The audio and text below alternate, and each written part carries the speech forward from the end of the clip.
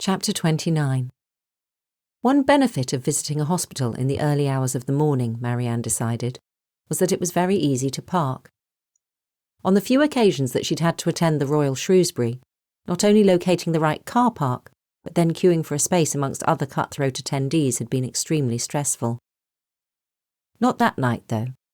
She was sharing the vast space with only about 10 others. With a flutter in her belly that felt a little like nerves, she checked her phone again. Fraser's reply, "Thanks, that would be great," seemed so straightforward when compared with her message. "Hi. Would you like me to pick you up from the hospital? If they say you're okay to go home. Just left police station, so awake anyway. Feel I owe you. If you hadn't come up the hill after me, you wouldn't have got hurt," etc. And then the stupid extra one she'd sent, saying how she wouldn't be offended if Fraser had made other arrangements. Idiotic. Why would anyone take offence at being told there was no need for them to play chauffeur in the middle of the night? Talk about overthinking. Her brain seemed to have gone into hyperdrive. The phone buzzed in her hand. Should be out in 10. Marianne undid her seatbelt and opened the door. She took a deep breath and forced herself to her feet. The air was warmer in Shrewsbury than it had been on the Stiperstones Ridge, where the wind scoured over from the Welsh mountains. After the evening's flash downpour, the humidity seemed to have cleared, and to anyone not sleep-deprived, she reckoned it would feel pleasant. She tugged her fleece around her and zipped it up to the neck. She'd been shivering ever since she left the police station. In the accident and emergency department, the light was so bright it looked almost fluorescent, and Marianne shaded her eyes as glass doors twice her height slid apart in front of her. Along a corridor lined with framed artwork, she followed signs for minor emergencies, and found a waiting area with orange plastic chairs bolted to the floor.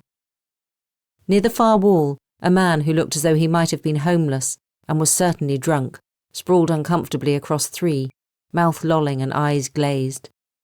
As far from him as possible, a young mother clutched a sleeping girl on her lap, her eyes reddened and swollen.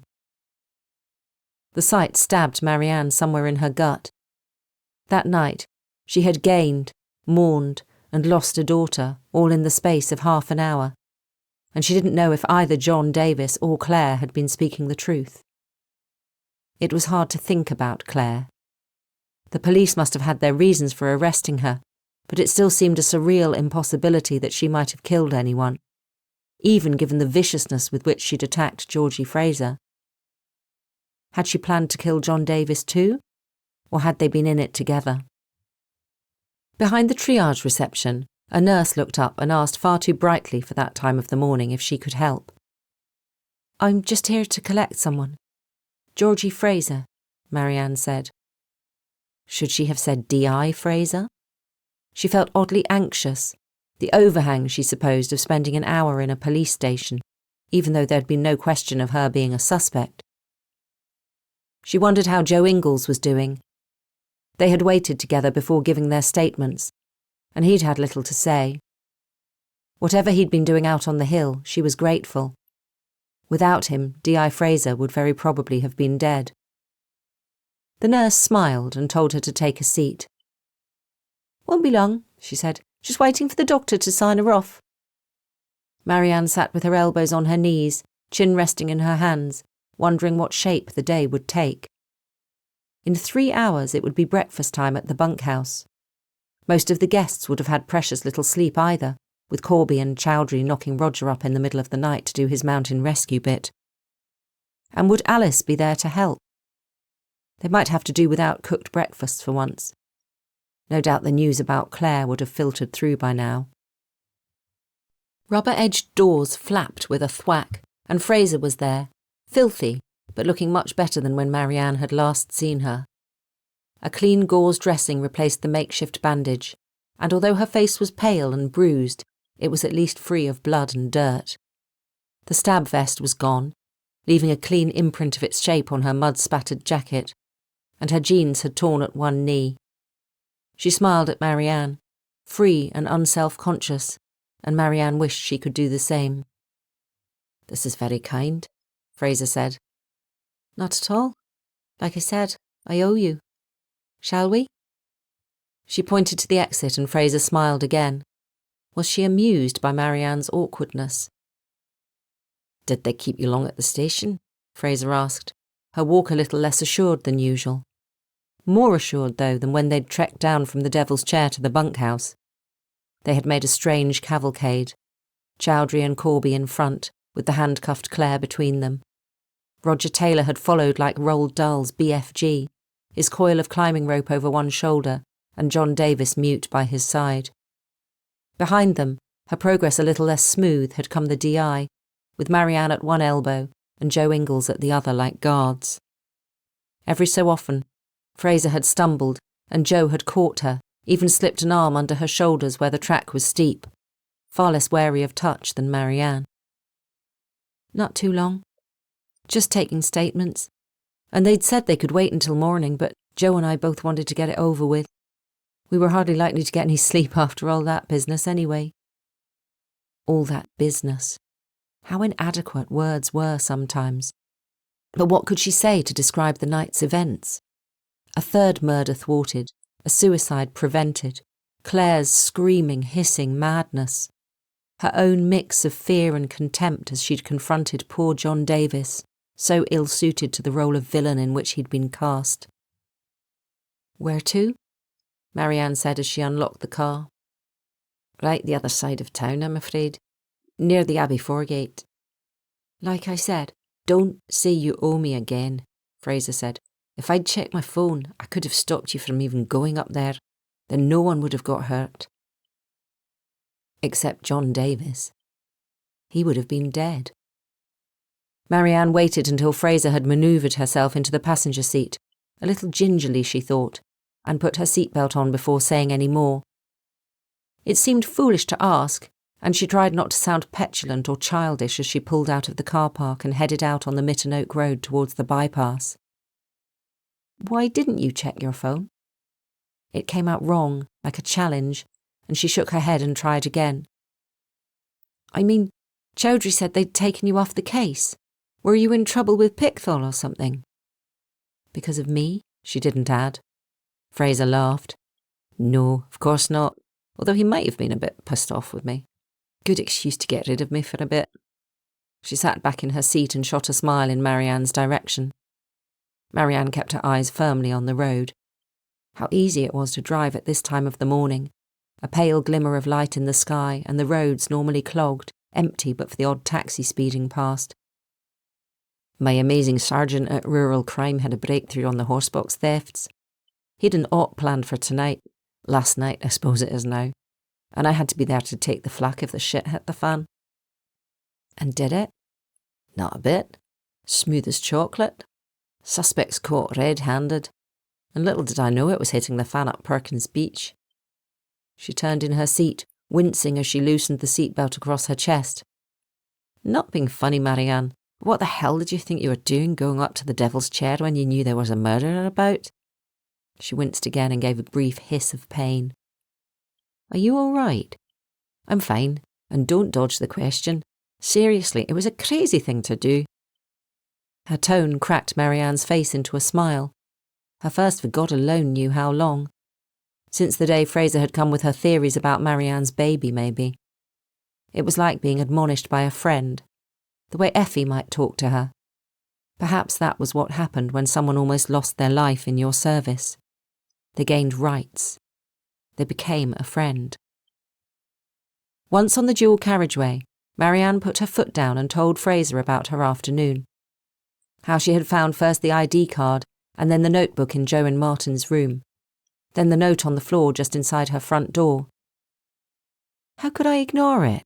she asked. "He dangled my child in front of me." "And you opened that can of worms," she refrained from saying. "He could very easily have been the murderer trying to get you out of the way. Didn't you care?" The question hung in the air between them. No, she hadn't cared. Her life had only the worth that she gave it. "How did you know it was Claire?" she asked. "I didn't know. Well, not so as I could prove it," Fraser said. "I thought it was." But Chowdhury was looking for John Davis when he came to the bunkhouse yesterday afternoon. They had just turned into the Abbey foregate, and the vast bulk of the old church of St. Peter and St. Paul loomed in front of them. Fraser pointed Marianne towards the Abbey meadows. "That was partly my fault," she said. "Once we discovered his identity, it seemed obvious. The theory about the controlling boyfriend. Pitbull went after it like a dog on a rabbit, and I can't blame him. We were all on board." "So when did you work out it was Claire?" "Left here," Fraser said. "Last house." A cat was sitting in the road, staring at their approaching car as though daring them to mow it down. "Next doors," Fraser said, "but he seems to have adopted me. Will you come in for a cup of tea or coffee?" "I have to get back for the dogs." Although that was an excuse, of course. She had looked in on them when she had come down from the hill, and they would be fine for an hour or so. "Just a quick one," said Fraser. "I don't know about you, but I don't think I could sleep yet." Marianne parked in front of the last house. She wasn't sure where she had expected Fraser to live, but wouldn't have picked this place if asked. The location, perhaps, as close as you could get to the river and with plenty of trees and open space. The house was too anodyne, all 1990s brick and timber cladding, impersonal. Maybe that was what she wanted. And she hadn't been there long, she supposed. As she locked the car, the cat got up and stretched, then strolled along the path to the front door. Marianne wrapped her fleece tight around herself and followed. The house smelled of new paint and coffee. In the kitchen, Fraser put on sidelights and went to fill the kettle. Marianne took it from her. "Sit down, you're still white as a sheet. Have you eaten anything?" Nothing since a sandwich at 6 o'clock the previous evening, apparently, which Marianne realised was almost 11 hours ago. She would have to get home soon, or her guests really wouldn't get any breakfast. At least after she'd fed them, she could sleep for a few hours. The kitchen was spotlessly clean and looked barely used. Georgie Fraser had taken the filthy jacket off and put on a long cardigan, muttering something about being cold. She perched at the breakfast bar and took a banana from the fruit bowl. The cat sprang onto her lap, making her gasp a little. Presumably those padded paws had landed on a bruise. Then, after a small amount of kneading, settled into a ball. Without asking, while she waited for the kettle to boil, Marianne found bread and stuck 2 slices in the toaster. Her own stomach growled, taking her by surprise. It wasn't the first time they had eaten together, but on previous occasions she had been on her own territory. In the kitchen's quiet, with no dogs as witnesses, this felt different. More intimate somehow.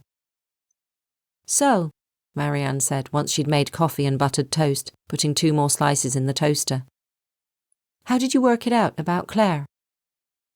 "It's all still guesswork, really, which is why I want to get to the station in time to interview her," Fraser said, taking a bite. "Wow, whoever thought toast could taste so good? Thank you." She used her finger to wipe a bit of butter from her chin. "Pitbull messaged to ask if I wanted to sit in. And yes," she said before Marianne could say anything, "I am going to get some sleep first. A couple of hours anyway." Marianne smiled and took a piece of toast for herself. "And?" "Wiltshire Sam called me," Fraser said. "He'd remembered that on the afternoon that Anna went missing, Claire went down to the bunkhouse from the dig. Said she had, actually it was quite funny how embarrassed he was mentioning it, period problems. She needed to go back to the bunkhouse to get supplies." "But we knew that anyway," Marianne said. "We did. But what we didn't know was that one of the younger archaeology students, Tilly Foster, had gone to the Stiperstones village shop that afternoon and had asked Claire specifically before she went if she needed anything or if she wanted to come. She could have got anything she needed without trekking all the way back to the bunkhouse." "But she might have just wanted to use a clean loo and wash her hands," Marianne said. "She might," Fraser agreed. "If she'd gone into the village with them, she could have used the toilet at the pub. Sam remembered she'd had a phone call up at the dig, and that it was after that she'd said she was going back down to the bunkhouse. And then yesterday, he overheard her talking to one of the other female archaeologists about her periods often stopped when she was on a dig. She said she hadn't had one for about 6 weeks.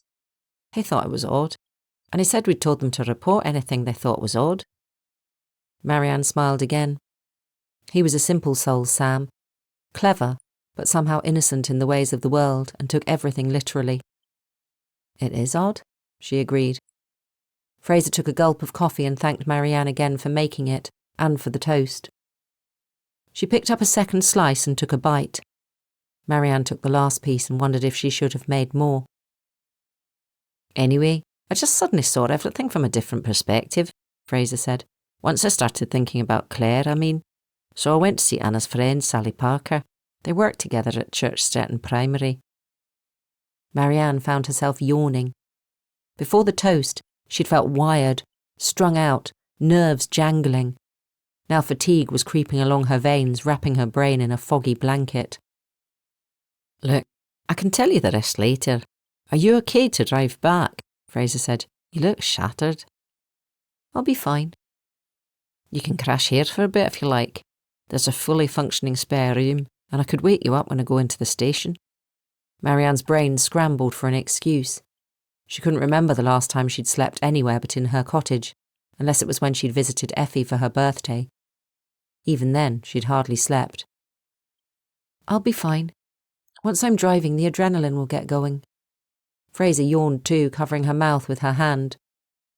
Why don't I come over this afternoon? Fill you in on everything. Your guests will want a bit of an explanation too. You could join us for tea, Marianne said. Or dinner if you'd like. Bring DC Corby. Fraser laughed and yawned again. I'm not sure what she'd think of being my date. Marianne downed the dregs of her coffee. She had some mints in the car and they would help her stay awake. It would only take 25 minutes on empty roads. Beyond the window, a strip of pale grey showed above the hedge. By the time she got home, it would be light. Just for a moment, in the hallway, she felt a wave of tiredness so strong she thought her legs might give under her. Fraser was opening the door, saying something about how it was lucky everyone was still asleep. It was a real curtain-twitchy area, and Marianne was her first visitor since she'd moved in. When Marianne reached her car, she turned. Fraser was leaning against her doorframe as though it was the only thing holding her up. From this angle, the gauze bandage looked like a nun's wimple. D.I. Fraser? I wish you'd call me Georgie, you know. I think a near-death experience by the Devil's Chair should put us on first-name terms. Marianne laughed, too tired to argue. OK. Georgie. She smoothed a hand over her hair and tightened her ponytail. I just wanted to thank you for coming after me. I don't know what would have happened if you hadn't. It didn't bear thinking about. Well, not exactly my pleasure, but you know what I mean. Any time. Marianne got into her car and busied herself with her seatbelt, opened the glove box to find the extra strong mints. She'd expected Fraser to have gone back into the house and a knock on her window startled her. She turned the key in the ignition and lowered it. This is probably incredibly unprofessional of me, Fraser said, supporting herself on the door pillar. But I think you should have a chat with Joe Ingalls. Marianne frowned and Fraser went on. It wasn't Davis who left you the note. It was Joe. She put a hand up to her bandage with a small wince and straightened up. I can't say any more. I shouldn't even have said that. But I think you should talk to him before he leaves.